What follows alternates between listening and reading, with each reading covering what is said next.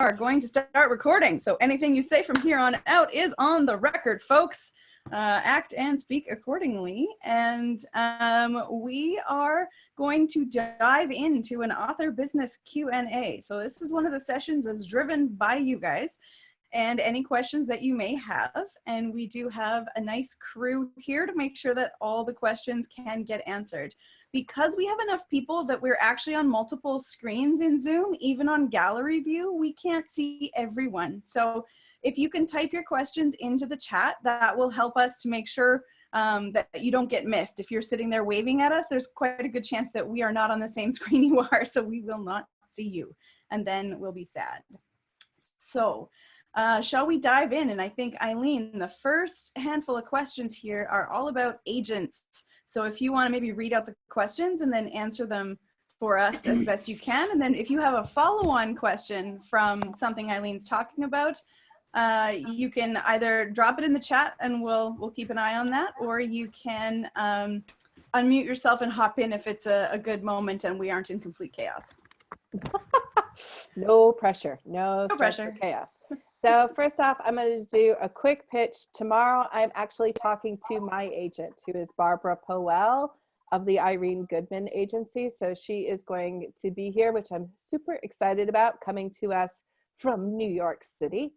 So she'll be talking, and she actually has a book, which you guys will see, which is Funny You Should Ask, which is mostly serious answers to mostly serious questions about book publishing. And she talks quite a bit about the agent-author relationship in here. So if people are interested, that may be a really good source if we don't get into everything with that. But there were a few questions with agents, so I wanted to hit those first.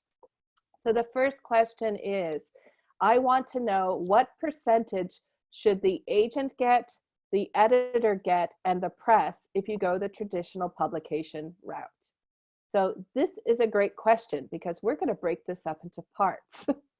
The editor and the publisher are not getting a percentage of your royalties. They're getting a percentage of sales. So you typically, with a publisher, traditional publisher, you may be offered an advance, which is money that comes to you up front. For the record, you never have to pay your advance back. It is a beautiful thing that way. It is your money. Of your advance, your agent gets, the industry standard is 15%. So that is the percentage that your agent is taking. The publisher, so the editor and the press, the editor is typically working for the press, and that person is getting paid out of the book sales. You'll be getting royalties on books. And I will pull those all out for people, but they sort of vary depending if you're doing hardcover versus paperback versus trade paperback. I'm going to do hardcover because it's easy. It's usually 10 to 12% of the list price of the book. So we're going to make easy math for Eileen. If your book costs $10, right, and you're getting typically 10% on that, then that is where that is going to come from. So that's where that is coming. Once you have earned out your advance, once you've gotten all the sales that you have, then you will continue to get royalties on the book after that, and your agent will continue to take the 15% from that. So hopefully that makes sense. Now, sort of related to that is question 2, which is, should I negotiate international rights up front or later? So first off, your agent may be helping you with foreign rights. My agent sells my book foreign, and she has what's called a sub-rights specialist, whose job it is, her name is Heather, to sell my book hither and thon. Foreign rights are different. Those are 20%. So my agent gets 10%, and the foreign, Heather, gets another 10%. And that's pretty much industry standard that you'll see for that as well. In terms of you negotiating them up front or later, it will be a part of your publishing contract. What you will see is the contract will say something like, do they have world rights, which means they can sell it internationally, or are they restricting themselves to North American rights? We actually did a whole office hours in my crafty hours on publishing contracts, and we talk about some of those terms. So you can find some of those answers in that area. So I'm just scrolling down to the bottom. So Danny said royalty is like the draw. So royalty is your percentage of the book that you're getting. So again, if you're getting 10% of the book price, please check my math on this. If the book is $10, you'd be getting $1. That's 10%. Thank you for nodding, because math is so not my thing.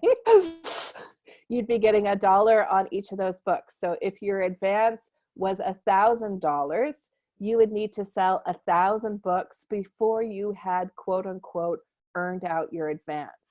After earning out that advance, you would continue to be getting $1 a book for every book you sold after that, minus the 15% for your agent. And I see that Crystal so thankfully put the link in the chat window to the office hours that was on contracts if people are interested on that. Now, Crystal, did you want to go straight down this chat window list? Because the next one is probably one for both of us. Yeah, so how do you know if you should go traditional versus e-publishing? And so just to be clear, e-publishing and traditional publishing are not an either or. E-publishing a book would be part of traditional publishing or part of independent publishing. The difference is when you indie publish, you are doing so as the publisher. So you get to wear all of the hats. You get to wear the hat of the company who is arranging for the book to be edited and formatted and distributed through various channels so that readers can purchase it. And you are managing all of the accounting and the bookkeeping and everything else as royalties are coming in. You are deciding which marketing things are going to be done. You are footing the bill for said marketing things. You are paying for everything. So you keep 100% of the profits because you are the publisher and the agent and the author. So all of those pieces come to you, but you are also 100% responsible for all of the things and all of the expenses. So for some people, that right there is the deciding moment where they're like, oh, heck no, I'm out. And so that is an issue for some folks. It's just too many things, or it feels a bit overwhelming, or it's just that you don't want to be that heavily focused into the business side of things. And so I think that can make that decision. For some people, the decision is about control over your intellectual property and your release schedules and your writing schedules. For me, that was a big influencer, and why I chose to go indie was because I wanted to be able to decide and balance with my life how many books I could write in any given year, and not be bound to contracts I had signed with other people that wouldn't give me that flexibility. So, and it was also because knowing that I have a ridiculous amount of stories I want to write in my same location and story world series, if I signed with a publisher for a series, they would get to decide with each book if that series continued or did not continue. And if they decided no, or if it took a while for sales to ramp up to the point that they would be happy with, I didn't want to be in a position where somebody else had control over my, what I see as sort of a career-long set of intellectual property. I really didn't want to risk that. So for me, that decision was fairly straightforward. And for Eileen, why did you make the varying decisions that you did? I'm old. When I sold my first book, indie publishing wasn't really a thing. My first book, in fact, there were no ebook rights on it because ebooks weren't a thing. So when I sold my first book, if you were going to indie publish, what that really meant is that you were going to get print on demand copies and drive them around to book events, which sounded both horrifying and expensive to me. So that was one of the big drivers for me to look at going traditional, is that really was the option on the plate. Having said that, I love working with a publishing team, and I have done indie books as well, but I find it a struggle to manage all those different parts. If there are certain parts I don't like to do, like a lot of the businessy things and setting up ads, I really struggle with that. So you really have to either not struggle and figure it out, or you need to hire someone like a Stephanie Candiga, who will maybe help you out with doing various aspects of those things. I simply liked working directly with the publisher and having them take on those things. Another thing that might make the decision whether or not you want to go traditional or indie is if your book has reach. And by reach, what I'm talking about is the traditional publishers, particularly the big publishers, what they're looking for is maximizing sales. So if you have a niche book or something that they don't necessarily see fitting into current trends, they may take a pass on it. Some people feel like, oh, you're only traditionally published, that's a sign that you're really good. And that's not it. What it is a sign of is that someone thinks that they can sell your book on a massive level. Particularly for the big 5 publishers, they're looking to sell tens of thousands of copies, right? That's what they're looking to do. So if they find a book, they may love it, but if they don't feel they can sell it on that big kind of scale, they may not be doing it. So there are a lot of people who have gone indie because there is a niche for their particular books, but it's not a niche that traditional publishing had seen as large enough or something that they thought would be marketable enough. And nowadays you can also do both. So my nonfiction books, like Build Better Characters and the one coming out on conflict as soon as I get it together, I have indie published that with the support of the team here at the Creative Academy. So you can do both. That is something to be aware of. I think if we take this moment to segue into the question that we had, which is if you do decide to go indie, what team members do you need? Because that's kind of a good fit. And the answer is you need the same team members that you need if you were in a traditionally publishing company, effectively.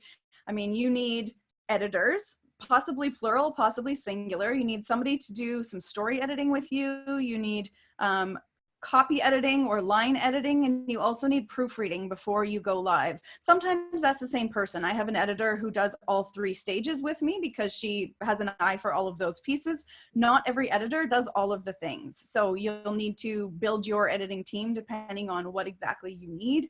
You will need a cover designer. You will need somebody to do formatting for your book if you don't do it yourself. There are some great tools. Draft to Digital has a formatting tool that's free that anyone can use. You upload a Word doc and it formats it to look like a professional ebook or print book.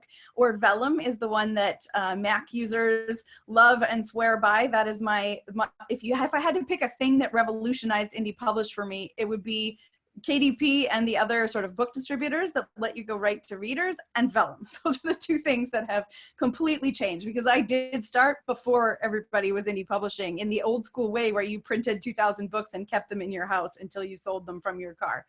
So I can say that things have changed very drastically, and those are both things that contributed. You don't necessarily need an entire marketing team, but you will probably want to contract out pieces of marketing depending on what it is that is part of your marketing plan. You'll need to use other people's mailing lists, and you'll need to pay for space in promotional newsletters and things like that as you're building up your own mailing list. And you will need to do your own tech support. Maybe you need to hire a web designer or somebody to help you build your actual presence online, or a space, an online home for yourself and your books. So those are all things that you will need to think of and have on your team. The biggest, most important part are that you have a polished product, and that is cover design and your editing, really. Everything else can be adjusted. You can scale a marketing budget from nothing up to however many millions you want to spend on it. But the things you cannot scale are a poorly written book that is badly edited and a cover that won't entice people to buy it. You cannot overcome those things. If that's what your product has, you are starting off carrying several giant bags of concrete, basically. You're never going to get off the ground. So we highly recommend. On the sort of pros cons list, here's the thing to understand. If you're going indie, you're getting to choose those team members. That's the advantage. If you're traditional, you don't get to choose those team members. Those are people that are in the publishing house that are assigned to work with you in your book. The difference being, if you're going traditional, you're not paying for any of those services. The publisher is paying for the cover designer. The publisher is paying the editors. The publisher is paying the marketing and sales team. Again, if you're going indie, you're paying for that yourself. but you're also getting to choose them. As a traditionally published author, I get what's called cover consultation, which means I can chime in and be like, I hate that cover, but I don't have cover refusal. That is, if sales and marketing thinks that cover is the bomb, they're gonna, if you want to say, win on that, but they're going to be the ones who have the ultimate say on that with the cover. So those are the kinds of things where, you know, Crystal talked about how you feel about control. That's one of the examples of, if you're paying for it, you have control. You can say, I don't like that cover, scratch it, go back, design another one. You don't have that control if you are traditionally published. So just be aware of that. On the other hand, you didn't pay for it. So there is something to be said for that. Absolutely. And you can vet your traditional publisher. Just because a company is operating as a traditional publisher does not put them in the category of the big five or however many are left. I don't know if we're about to have a Simon the Random Penguin situation, yes, where we've mashed up the last of those, but we have we have options as authors now that indie publishing is a thing. If you are approached by a very small publishing house, you may find, when you weigh your pros and cons, that you would actually be better off in a situation where you're in the driver's seat, because they don't always provide all the services we expect, and they don't always have the full complement of team members. So I think if you're not dealing with one of the larger, really well-established publishers, just do your homework and do a sort of cost-benefit analysis and really talk to them about what are their expectations about your role in the process. We had a couple questions specifically about whether or not you can distribute physical copies to bookstores if you indie publish. So yes, you can make it possible. Will the bookstores stock them? Not necessarily. So Ingram Spark is one of the two primary distributors for print copies of books right now, and the other is KDP Print. Both of them will make your books available in a catalog and a database, and bookstores and anyone else in the country can order them. They are printed as they're ordered and shipped out to wherever they were ordered from, which is brilliant because it means for you, no boxes of books in your house and no upfront investment in terms of you carrying stock. You could have 10 copies in your house for selling to people at local author events, and that may be all the stock you ever need to have at any given time, which is hugely freeing and means that it's not so cost prohibitive. It used to cost us $10,000 each time we did a print run of one of our titles, sometimes more if it was a full color picture book and you needed a larger print run. So you can't do very, very many books on those kinds of budgets. But when it costs like $100 to get enough to do a bunch of author events, and that's your only investment in stock, that is pretty fantastic. And somebody was also asking about the difference between KDP Print and Ingram Spark, which used to be known as Lightning Source. There isn't really a difference. I mean, the difference is in who they distribute to and how it works a little bit, but we can dive into that in an indie publishing office hours. And I believe there's also some past office hours episodes. So if you go looking for Ingram Spark, or whatever in the office hours section under the Indie Publishing Learning Hub, you'll find a bunch of things that can help you out with that as well, because it does get a little bit technical. And explain just a little bit about, some people wonder, why is it that bookstores might not carry my self-published book? And part of that is understanding the business of book sales. So in essence, book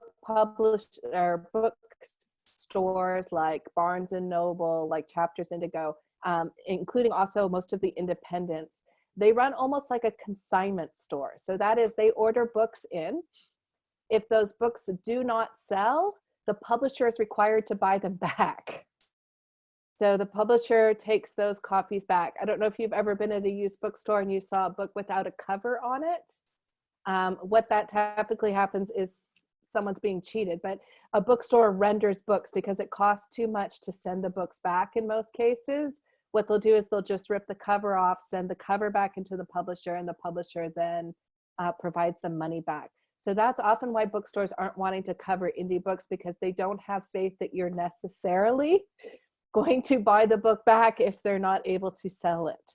So that is why they're not doing it.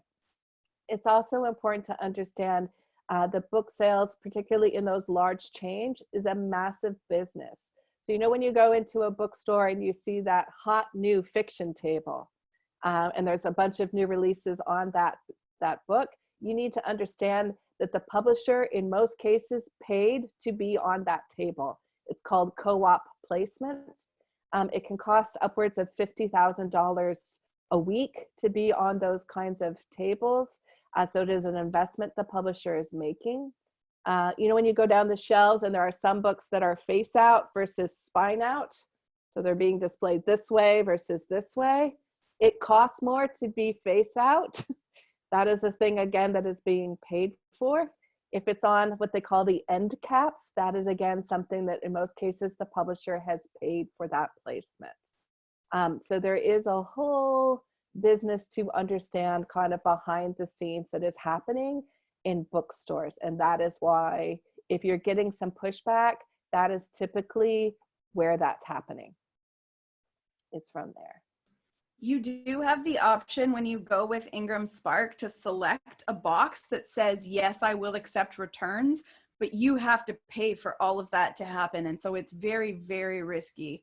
And being in a bookstore is 0% guarantee that people will buy your books. Because if you think about that, when you walk into a bookstore, there might be 30,000 books on the shelves. And why are people finding yours, right? It's not quite like Amazon where it pops up in your face. If you've read this, you might also like this. If you have a person in a bookstore who's a really good friend of yours and they're going to hand sell your book, and there are certain staff who are fantastic about doing that kind of thing, then sure, that particular store is maybe worth making some effort to get it ordered in. But otherwise, just recommend to your readers that if you want them to buy from the bookstore, they can go in and request it. And any bookstore can special order your books when you've made them available, as long as you give them enough of a discount. So when you're setting up your book and you're an indie publisher, you set a discount rate that people can order for wholesale. So for resellers like a bookstore, if you don't make that high enough, if you stick with 20 or 35%, that's not enough. Distributors are generally looking for 55% discount, and bookstores between 40 and 55% discount off the retail price. So you have to build that into your pricing strategies, and you have to really think about that as you're setting it up. Who is your market and where are you going to try and sell it? I'm going to tackle, there were a couple more agent questions here. So I want to kind of knock those off and people can go from there. So one person said, if there's a contract for $5,000, what do I ultimately take home if I have an agent? This is the one where I had to do the math ahead of time. So if your advance is $5,000, the agent is getting 15%, which is $750, which means you are taking home $4,250. But that again is just your advance. Once you are selling those books, you would continue to earn money on those books. So an advance is not the only money that you will get. Hopefully you're earning your advances out. And in fact, as a working writer, I have a little over a dozen books in print. And what is happening for me is some of my earlier books have now earned out. So when I have a new book that comes out, I'm getting the advance on that new book. But then hopefully what's happening is Christy reads my most recent book, You Owe Me a Murder, and she thinks, my God, it was fabulous. I have to go back and read all of Eileen's previous books. She's then buying those books that came before. And what's ended up happening is those books that have now earned out, I'm getting royalty checks on those. So that is often if you're looking to be a quote unquote working writer. And by that, I'm not talking Stephen King, J.K. Rowling kind of thing, but what I'm calling a working writer, which is I earn the bulk of my income from my writing. It typically isn't something that's happening after one book. It's something that's happening after 4 or 5 books, because you need to have a backlist that is also selling in most cases in order to be earning a sufficient income. The next question had to do with, I had an agent and a good one, but she switched agencies in the middle of the process. So for future reference, is my contract with her or with the agency? I've also had this experience. My first agent was a woman named Rachel Coyne, and she actually changed agencies 3 times in the times that we were together. In almost all cases, I've never seen another one, but I'd hate to say in all cases. So I'm going to say in 99.9% of the time, your contract is with the agency. However, you can terminate that contract. And in fact, every time what ended up happening is I would say, my agent Rachel would come to me and say, I'm leaving the Don Moss agency and I'm going to Fine Print Literary. So what I would do, as per the terms of my contract, is I would send a release form to Don Moss's agency saying, thank you so much. I am terminating my contract with you. There's usually a 30-day waiting period. And then I would follow my agent to the next place. And I would then become under contract with Fine Print Literary. So that is how you are not indentured servant to the previous agency, but your contract is most likely with the agency. Be aware, if the book sold while your agent was with that agency, that is the agency that will continue to get royalties and so forth. They'll get that 15%. So I, in fact, get royalty checks from 3 different agencies, just because my first agent moved around and I sold some books in that time period. So I get, which is fine, I'll take checks from anybody who would like to send me a check. So it is absolutely fine, and it's not that hard to keep track of. So that is something to be aware of that. In the same way, which wasn't asked here, but be aware, I have had editors leave the publishing house. And so my contract remains, for example, with HarperCollins. I just am assigned a new editor within HarperCollins. So that's how that works. We have a good question here too, as kind of a related one. Is there a common first publication advance for a new writer? And yeah, somewhere between $500 and $5 million is the standard. So it's somewhat of a scale. Yeah, it's a wide range. Yeah, I mean, you certainly want it. Well, maybe you don't. I mean, I guess I'm going to argue that I'm not sure, as much as we all love the idea that, you know, oh, I sold your first book and I sold it for, you know, $1 bazillion. I think that would have really freaked me out. I mean, as much as I think I would have loved it as well, I liked that my first advance was a smaller advance. I felt less pressure with that. So that was helpful. In the US, if you are with one of the larger publishing houses, so Simon Schuster, St. Martin's, Random, Penguin, no, I'm forgetting ones at the moment. Those are typically $5,000 to $10,000 for most people. Noah put in here, I've heard of people negotiating for smaller advances and bigger royalty payments. That can be definitely something that you would be talking about with your agent. I mean, I can tell you, I was very fortunate. I had a, if you want to call it a breakout book, which was with Malice. And my agent sold that for a 6-figure advance. And when we were in the negotiating phase, I was like, oh, I don't need such a big advance. I just want more marketing. And she came back to me and she said, I thought what we do is get more money and more marketing. So I think sometimes we limit ourselves as authors. We're just so grateful. It's like, you want to give me $1? I'll take $1, just publish my book. So that is something I think sometimes where it's useful to rely on your agent to talk about what might be useful for you and what you might be able to get. So that can help. And Charlotte had said, I'd like to be able to retire on the advance for my first book. So if that is your intention, you're going to need one hell of an existing platform. And your book is going to have to be so impressive that it has agents in a war for representing you. So good. It's good to have, just good to know what you want. But you know, it's good to have a goal. Absolutely. And yeah, in theory, a publisher would be more likely to put effort behind a book if they gave a bigger advance. And so in fiction, that's true. And in nonfiction, also partly true. But in nonfiction, the expectation is that you come with an audience often. So one of our friends is actively negotiating with traditional publishers for a nonfiction deal, and she has been developing a brand for almost a decade.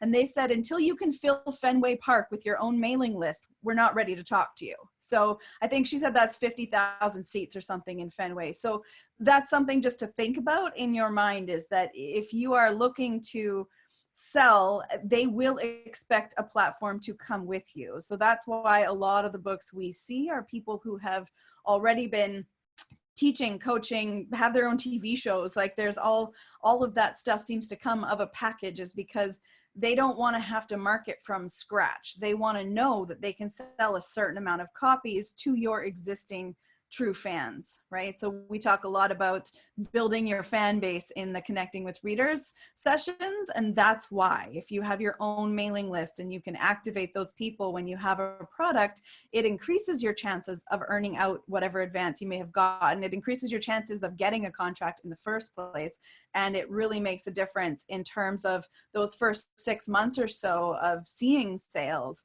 I think that's an interesting point as well for people to think about, is the timelines on things. In the traditional world, you tend to have 6 really solid months up front is what you're looking for, because those sales are what determine potentially the sale of your next book or the contract for your next book, as well as how much continuing energy will go into that book and that promotion for that book. Whereas if you're indie published, it doesn't matter if it takes 10 years for a book to hit, because you are the one who risked the money. You are the one who's holding the stay or go button. So you can decide to keep a book in print, even if it's not necessarily financially viable from an outside business standpoint. So I think it's just 2 very different approaches in terms of how that develops. Neither one is right or wrong. They're just different. And on the sort of platform and fan base, in fiction with traditional publishing, they certainly aren't going to require that you have that. I had no mailing list. I had no fans. I had no publication credit. I think Eileen is frozen. Yeah. Okay. She'll come back in a second. We have sorely tested our internet connections. In the meantime, just a reminder, we're going to dive into like some business structure stuff in a minute. Eileen will be back momentarily, and we're going to talk about some business structure stuff. So if you have any questions around tax kind of things, or how you're going to structure your business from a legal sense, or if you need business names, any questions like that, if you can drop those in the chat right now. And it looks like Eileen is back. Maybe frozen again though. Are you good, Eileen? I'm back. Okay. Apparently I also have no internet, and in addition to having no platform, I occasionally have no internet. So we lost you about right after you said if you're writing fiction, you didn't have to have a platform. Yeah, I was saying you don't need to have one. So that can be just useful for people to know that they don't need to worry about it. I do see some question about being an LLC versus a sole proprietorship. So the first thing that you need to understand is if you're traditionally publishing, you don't need to do these things. I never incorporated, I never became an LLC. I just basically was a sole proprietor. I kept track of my expenses and all those kinds of things. Part of that is because I did have a lawyer that is involved at the publishing house who's making sure of some of those things. So you didn't have to do that. I do know for a lot of people, once you start looking at higher numbers of advances in sales, have chosen to incorporate for tax reasons. But that's really something that you're talking about with your accountant as to whether or not it fiscally makes sense to do that. Do you want to chime in on that? Sure. I have had all of the business structures. I think we've had literally every single one. I started as a proprietorship. We have currently a limited liability partnership for our collaborative projects because that makes sense. We have also an incorporated company, and I think we've also had a regular partnership. So all of the things, and we actually have all of those simultaneously right now as well, because for different aspects of the business that can be useful. What I can say is that you want to keep it as simple as possible, and that with each sort of level up that you go in terms of incorporating or using the LLC structures, it gets just that much more expensive to do your taxes and your books and to do the paperwork that comes along with all that stuff. There's a lot more paperwork, and you have to pay for audited bookkeeping and things like that. So it's not as simple as just filling out a form and registering as an incorporated company. You do have a different level of requirements, and all of the forms that you fill out on KDP as a company to register are, again, just the next level of complicated in terms of language. So the likelihood you're going to need an accountant and a lawyer to be consulting with also adds to the expense and the complexity of what's going on. So in BC, at least, you are registered as a sole proprietor just by existing, basically. If you declare other income on your taxes, then you're good. It's not that you have to register a business name.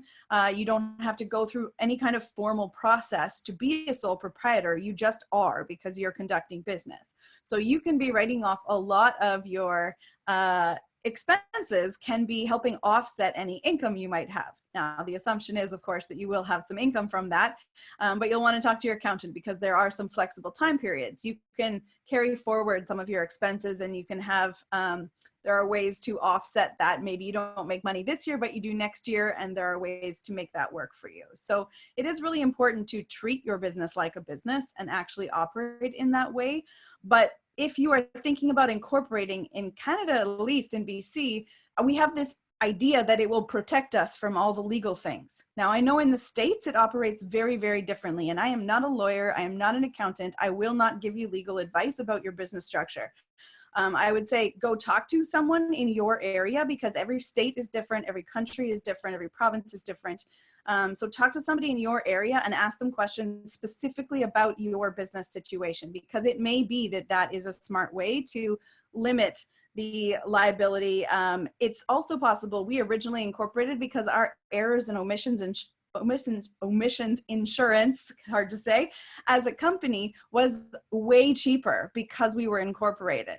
And so as a publishing company who were publishing other people's work, we needed that extra level of insurance, and it was many thousands of dollars difference each year in the cost because we were incorporated. So it made sense to pay an extra little bit to the accountant, because we were able to remove that from the insurance bill, which was an annual expense as well. So, you know, you really have to look at your own situation. But in Canada, it's not that incorporating just makes you not liable for all the things and creates an instant separation. It really doesn't. And they've just changed a lot of the rules about what money can stay in the company at the end of the year as well. So when we originally incorporated, the rules were quite different. And in fact, you know, it's a thing you need to review on an ongoing basis, because we may not stay with that business structure depending on what our accountant tells us at the end of next year. So, you know, you got to choose what works for you in the moment and then make decisions going forward, but you're going to review it over time. You really don't want to rush into anything further than you need to be. And the great thing about the way royalties work in the publishing industry is, let's say your book goes viral next week and your Amazon sales go through the roof, and you're like, holy crap, I suddenly have $500,000 in royalties coming my way. My accountant's freaking out. He says I need to incorporate. You have 2 months before that money is even going to get close to hitting your bank account. And you can totally do all of what you need to do in about 10 days if you need to last minute incorporate to protect yourself from that and get things set up. So you can make those changes when you know the time has come. You don't have to guess in advance. So I think do your research, talk to your accountant, you know, talk to a lawyer if you are doing anything collaborative. Of course, everything is different because you're not responsible just for yourself, it's for other people as well. So make sure you are spending a little bit of money to talk to the right people. And the Alliance of Independent Authors has a lot of good contract templates and good business advice. I think it's $100 and something a year to be part of Ally. And they also have a podcast and free conferences and discounts on like publishing tools and all kinds of stuff. So that $100, even if all you ever use is one contract out of it, is a really good idea to look at that. So they can help you out with those things. And I apologize for my dog shuffling around dog toys, which is that noise that you hear in the background. And I just wanted to add two things to that. The first is, no matter where you are in your sort of publishing journey, it's really good to start thinking of yourself as a business. So looking at, do you have some way to keep track of receipts? Do you have some way to keep track of income? Do you have some place that you're keeping this kinds of stuff? Because whether you're a sole proprietor or anything else, it's just a good habit to start to get into and thinking of that. And I can say that one of the most glorious moments of my entire life is when my accountant said to me, as a working author, I can write off any book that I buy, because it's all about reading in the genres and it's about understand. So I thought I could only like write off craft books, but I can actually write off every stinking book that I buy. So that is a glorious thing. And I just, again, I do not, you know, I am not a lawyer and I don't even play one on TV. But I do want to talk about, just from, I think oftentimes a lot of writers that I talk to are really scared about liability issues. And not that I think you shouldn't be worried about liability issues, but on the whole, most authors are not getting sued. The things that you need to think about is, one, plagiarism. That is, if you are copying someone's work, you could potentially get yourself into a heap of trouble with that. I'm going to go out on a limb and guess that nobody here is someone who is doing that. But please don't. If you were considering it, just don't. The second weird place that people potentially get themselves in trouble from a liability sense as an author is that you are in some way besmirching or slandering people that are out there. So you're writing a murder mystery and you decide to set it in McDonald's, and you talk about how McDonald's always used ground up glass and mice in their burgers. McDonald's will come after you with that. They will not be happy about that. Just set it in a no-name fast food place. Like, just take out those kinds of things.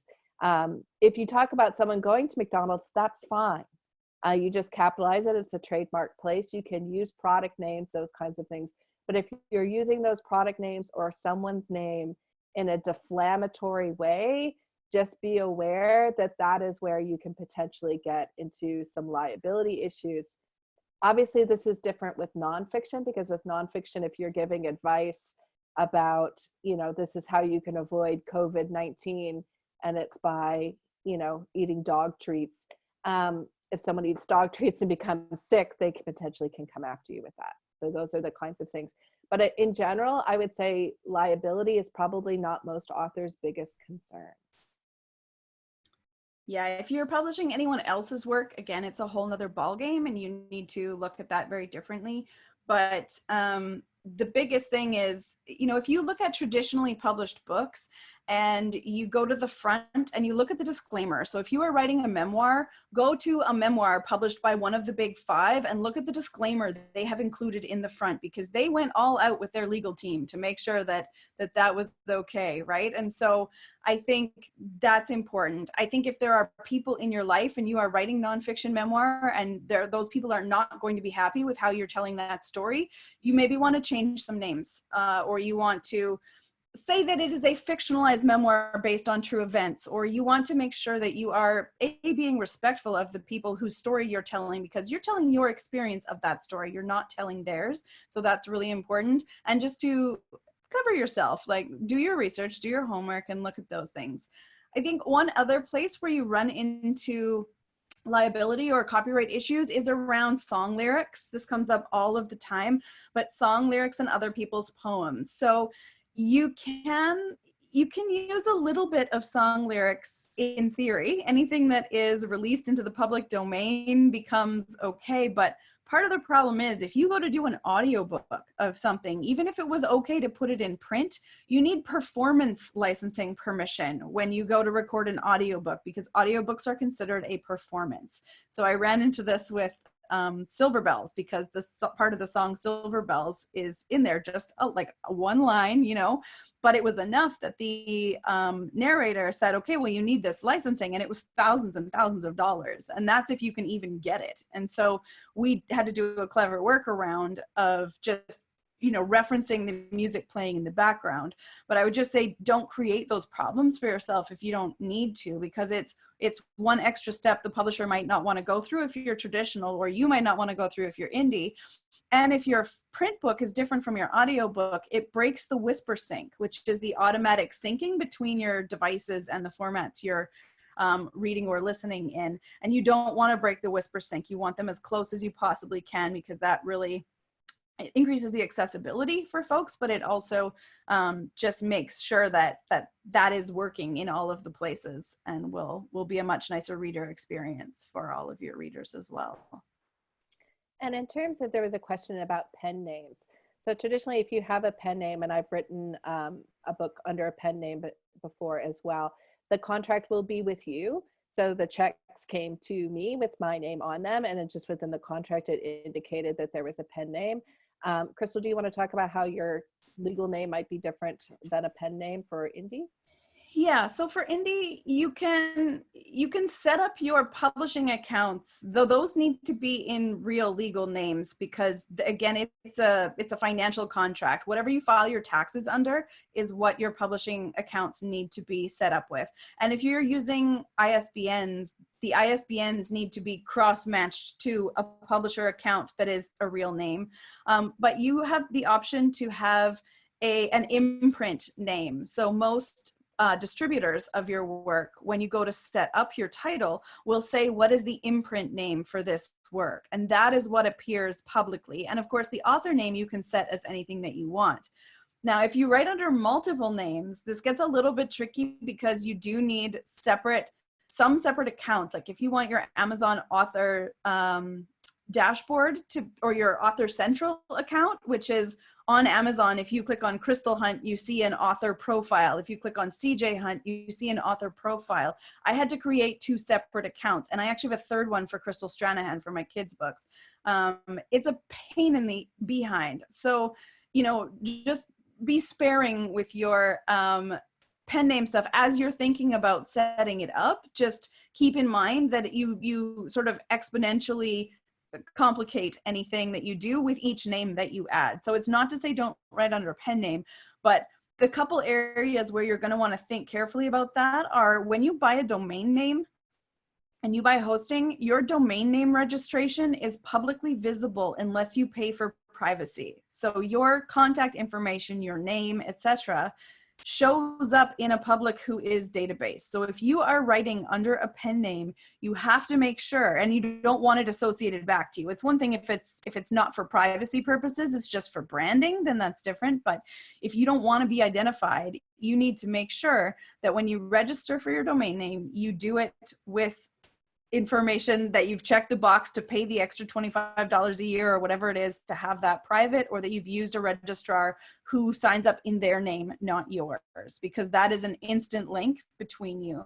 The other one is if you want to have your ISBN account with Library Archives Canada, you may want to actually pay for a post office box so that you can use that address with your company name, or you can register a company. So it only costs, I think is it $45 to do a name registration of a proprietorship name in BC. And so for $45, you can then have your publishing bank accounts in your publishing company name, and you can sign up for your ISBN account in your publishing company name.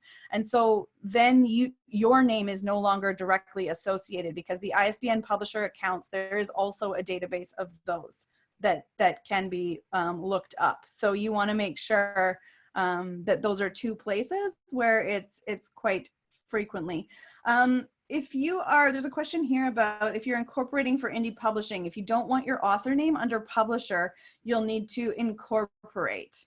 No, I think you can do that with an imprint name. You can list that, and then the author name can be any name you want. really. It's your Amazon identity. It's really who the checks are being written to that is key, and that your tax interview forms, that the name you use on the tax interview forms matches up with your legal tax name, because they do submit the tax information from Amazon to the various governments. So that is a thing. And again, if that all just gave you a huge headache, that may be a reason to consider traditional publishing, because your agent will typically walk you through those steps and make sure that you're getting checks in a name that you can cash. And my agent has been very helpful around discussing with me, you know, what do I want my business to look like and that kind of thing. And that's why I have chosen, at least at this point, to remain as a sole proprietor, with the exception of my nonfiction, where I've done a limited liability with Crystal and Donna. And I think we can set up another session in a few weeks when the cruise stuff's all over, but we'll talk about specifically what kinds of things should you be saving as expenses. Because there are a lot of standard things that we don't think about, like a percentage of your home expenses. Because if 100 square feet of your house is your office space where you are doing your writing and keeping your books and all of those things, that amount, that percentage of your home expenses can also be written off. Your mileage to travel to your writers groups, your all kinds of things costs. That you might, your lip gloss for filming, that's a thing. Conference costs is what I was trying to say. Lip gloss. Your therapy animal, that counts too, right? Right. Your emotional support animals, yes. Thank you, Charlotte. She wrote in the chat window that CRA does have several bulletins. And again, depending where you are, at some point it may be useful. I sat down with my accountant and paid for an extra hour to just have an open discussion around what things should I be, you know, paying attention to, what should I be collecting, just to think through what those things are. And again, some of that also comes down to your own comfort level with, you know, how I don't want to say how risky do you want to get, but, you know, like my accountant was like, do you make yourself cry when you write? And I was like, well, publishers sometimes make me cry. He's like, well, you can write off a percentage of your Kleenex costs, those kinds of things. So for me, that was a decision where it's like, I'm just not that risky. Like, I would rather take fewer deductions and just feel like if I ever am sitting across from someone at CRA, I feel really comfortable that I can justify every single one of my expenses. But there are upsides. My recent book is set in France, and I wrote off part of a trip to France as part of that research. So there are definite benefits to being a writer, but when in doubt, consult with an accountant or CRA or IRS, depending where you're at, or other random countries' tax places that I don't know. All right. So do we have any last minute questions here before we have a little lunch break and then afternoon sprinting by the pool deck? Last chance. Ooh, Leslie is ready to go. All right. You've got the pool deck. Love it. And if you have questions in this area, you don't have to wait until the next event. So we have our learning hubs inside the Creative Academy. You can go to the Author Business Learning Hub, and in the activity stream, you can type in a question anytime, and anyone in the community can share their answers, their experience, whatever. It's the same for each of the learning hubs. So you don't have to save them up until the next live event. You can get real-time answers in the moment that you need them and crowdsource that. We have an amazing, amazing group of authors in here, many of whom are extremely experienced and have been writing for a very long time in all different genres and areas and different kinds of business scenarios. So please don't be shy about asking for what you need. There's a question here. I'm wondering how it works if you have stories in American anthologies. How do royalty payments work? Do you need a US tax number? The ITIN. So there's something called an international tax ID number. So you'll want to be getting that. And the reason for that is then the US will not take taxes out. Otherwise, they will assume you are a US citizen and take taxes out. If anyone else, like moi, is a dual citizen, then what you will find is I I just get my money, and then I basically fill out a form that proves that I am in fact residing in Canada and paying Canadian taxes. I think you could just Google how to get a US tax. You can just Google it. It is not an easy process, so just be aware of that. It is fairly involved. You may want to have a conversation first with whoever's publishing the anthology and just find out how they're planning to do things. If it's a small group who put together an anthology and they're going to just transfer you money by PayPal, then you can just keep a record of that income and you can record that in your own financial bookkeeping. And when it says other income, you include the Canadian amount of what that American payout was. If you're dealing with a big publisher who's actually issuing tax forms and stuff, then they will require an ITIN. So you should sort of ask them for recommendations. Most of the big online things like medium.com or KDP, they have it's a W-8 Ben form that you're usually gonna get, and that basically just lets you opt out of tax withholding because you're saying, I am an individual, I will claim this on my taxes, and they can submit to the government that says this person is responsible for their own things. They don't, it's usually a 30% withholding from any of those platforms. So when you create your publisher accounts, you have to fill out that form or they will keep that 30%. And it's very hard to go through the process to get it back after they have kept it. But it takes 5 minutes to fill out the tax interview form at the start. So that is a very, very well spent 5 minutes to do that piece of paperwork. And I did just put in the link to the IRS form that basically walks you through it. And there is an option to get an EIN, which is an employer identification number if you are a company. So when I did this, this was one of the reasons why I set up a proprietorship with a business name, because then I could get an EIN, which was 1 10-minute phone call with an IRS agent, instead of the ITIN, which was a much more elaborate process. So that is an option if you have set up as a company. It doesn't have to be incorporated or anything like that. Just even a proprietorship with a business name is enough to work with for that. So Leslie, for you, you could potentially have a business name with an EIN, and then that would be a trackable way to do that. But check first with your publisher of that anthology and just see what kind of level of structure they have in place and what might be required, because absolutely the easiest option is just declaring that as, you know, foreign income on your taxes or additional income on your taxes when the time comes. All right, friends, lunch break. You can have your choice of the dining hall or the cafe, or there's any number of spots. Or your own kitchen. And Danny, if you go to the Orient Yourself section in the Mighty Network, you'll find there's a how to set up the backgrounds, and there's also some of the sample backgrounds there. And I'm just going to add the beach one right after we hang up. So you won't see the beach, but you'll see all of the pool deck ones, and some outdoor deck ones are there. I just put a link in there to the Orient Yourself Hub. And we will see y'all at 1 o'clock. Take care, everyone. Bye.